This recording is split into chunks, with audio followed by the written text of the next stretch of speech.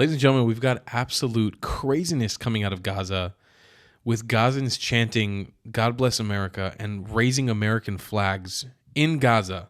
I'm genuinely so excited to show you this footage. Let's get right into it. I'm Tal the Traveling Clat, your favorite Zionist prince. So here's clip number one. If you don't know what's actually going on, the U.S. and Israel today made a joint aid convoy-ish. It's basically a new way to supply aid to the Gaza Strip by bypassing Hamas. And Hamas has tried to undermine it throughout the whole day. We're going to get into the full scoop of what happened here. But here's an interesting clip that's coming from the American side, I believe. These are Gazans cheering the American army. So there are U.S. contractors on the ground in Gaza right now.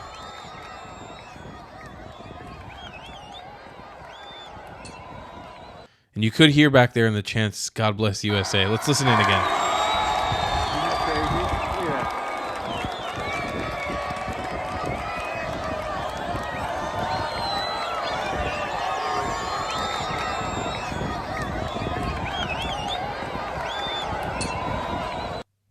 So now we're going to jump into Twitter, and I'm going to show you guys how to decipher, by the way, how you know this is actually fighting against Hamas, because it's very interesting. Hamas is hurting from this because they can't bypass the aid with this. And while I did understand that this operation did kind of fail today because Palestinians basically rushed each other and started, these people that love each other so much, the Arabs that can't stop supporting each other and standing up for each other, just basically fucked each other over while getting aid. Okay, let's watch this clip. This is from Eyal Al-Kobi on Twitter.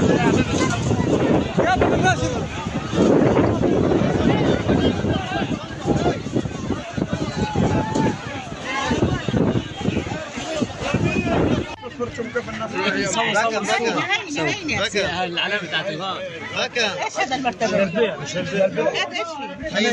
صلصة صور هذه مين اللي استلمها؟ والله زي ما قلت لك تحطوه بلاش اجروا انت يا خوي يا شعبوطي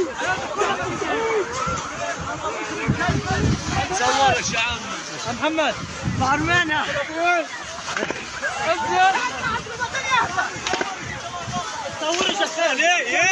الله يسخطك الله ياخذك.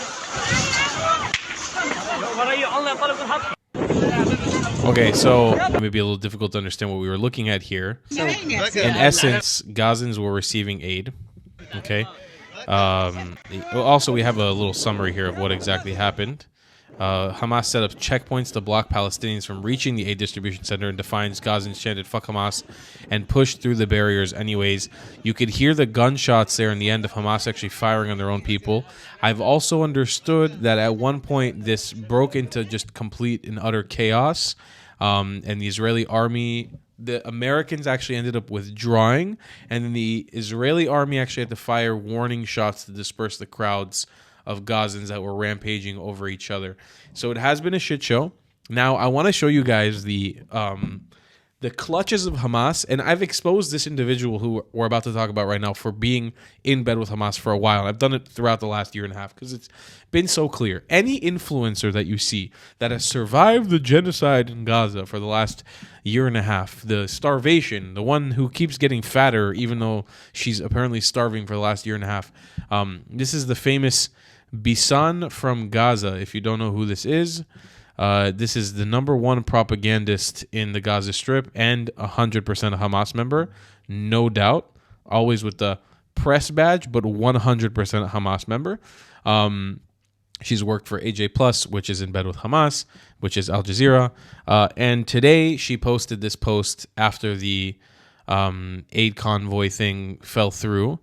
So you can see here, I'll read it to you guys, and you can see how clearly it is a Hamas spokesperson talking, because this new strategy of getting aid to the Palestinians without Hamas bypassing it is very much pissing off Hamas. So let's read what she said.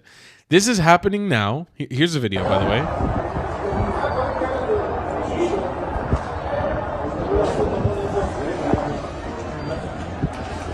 She writes, "This is happening now in Mawasi Rafah, South Gaza Strip. Hours after opening of the aid distribution center, news channels reported that American armed personnel fled at the aid distribution point due to severe overcrowding just hours after it opened. Really? What was expected? Starving 2 million people for 90 days? Not starving. Absolutely not starving. We've seen the videos of you guys eating knafe in Gaza now.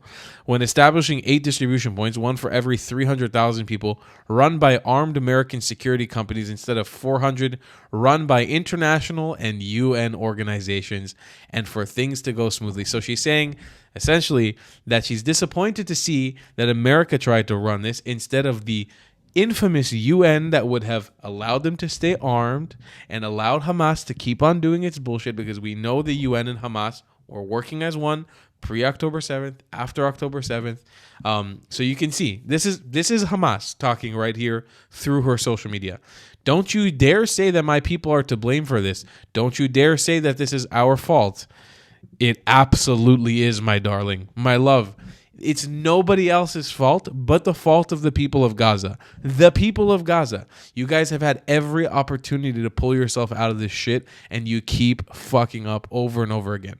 Israel politicized food and humanitarian aid, sidelined international organizations that were responsible for ensuring the effective distribution of aid to everyone during the ceasefire, and then summoned a suspicious American company, Gaza Humanitarian Foundation, run by intelligence and military personnel, and placed them on top of our blood and the rubble of our homes in Rafah. What was expected? For you to take the fucking aid and shut the fuck up and stop complaining. You guys did the same shit when the U.S. was dropping you parachutes of food. You sat there and complained that you were being disrespected while getting aid. You guys are the only starving population that ever gets the audacity to complain about receiving aid. It's unbelievable. You're the most dysfunctional society on planet Earth that continuously holds hostages, that has held babies and their mother in coffins. And that's you. That's your society. You guys were okay with that. That was something you guys signed off on overwhelmingly. And you continue to complain when people try to help you. You continue to, because this is a propaganda account. What was expected? Israel set up only 8 distribution points in southern Gaza Strip to evacuate residents from northern Gaza who will be heading to get food and will not be able to return to northern Gaza. This, of course, entails security checks and procedures that include taking the Palestinians' eye prints and the use of weapons by American security personnel inside of Palestinian territories while supervising the distribution of humanitarian aid. My love, it's no longer Palestinian territories. It's over.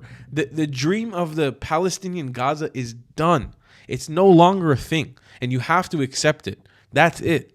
You can keep fighting it, but they're going to kill you. And that's the reality. You had every opportunity in the last year and a half to come out with your arms open, to give up Hamas's location, to give up where the hostages were hiding, and you didn't. And none of you did. And 2 million of you, your population has increased since the beginning of the war. We've watched you lie and pretend you're starving and lie and pretend you're dying and lie and lie and lie. The world's not having it anymore. You know, I was watching a video by Preston Stewart today, who's an incredible, sort of war analyst here on YouTube. If you don't watch him, I get a lot of influence of the way I do these news updates from him. He's amazing. I may be way more biased than him for sure, but I very much appreciate him, and I think he's an incredible analyst of what's going on. He was saying even, and I felt this when I was in America too, people are starting to lose interest. And you have to understand something, my love. You are fighting this battle alone in Gaza. You better cozy up to the idea that your only best friend in this situation is Israel, and they're the only ones that are going to help you sort your shit out.